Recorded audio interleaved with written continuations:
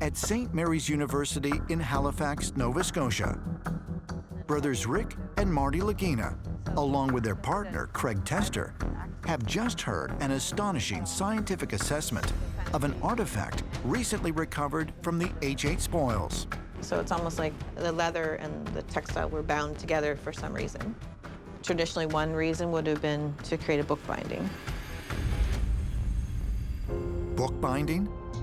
Could the small pieces of parchment, along with the fragment of leather binding, really be evidence of an ancient book buried deep within the Oak Island money pit?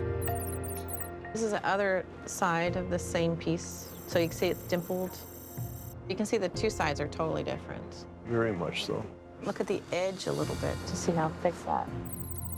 Well, there you go. There's the fibers. There's a little piece right there. Yeah, so there's the fibers on the bottom, on the other side, yeah, sticking out. Bookbinding. That's really strange. Yeah, one of the theories that's been out there for a long time is that it's Shakespeare's manuscripts that could be buried at Oak Island. That's pretty cool. Now you're showing what could be a book binding. I guess it would jump to that theory right away. And that jumps to Bacon. Bacon. Sir Francis Bacon, the 17th century British scientist, explorer, and nobleman? Of the many Oak Island theories, one of the most persistent suggests that Bacon, a close friend of acclaimed Elizabethan poet and playwright William Shakespeare, not only financed the printing of the first edition of the Bard's plays, but also planted numerous clues in the pages, hinting that an incredible treasure lies buried on a remote island in the North Atlantic. These clues not only suggest that Shakespeare's original manuscripts are buried somewhere deep within the money pit, but that profound connections exist linking Oak Island to sacred treasures rescued by the Knights Templar from the Temple of King Solomon during the Crusades. But what was Francis Bacon doing on Oak Island? And did he learn of the island and its secrets from his good friend Sir Francis Drake sometime before Drake's death in 1596?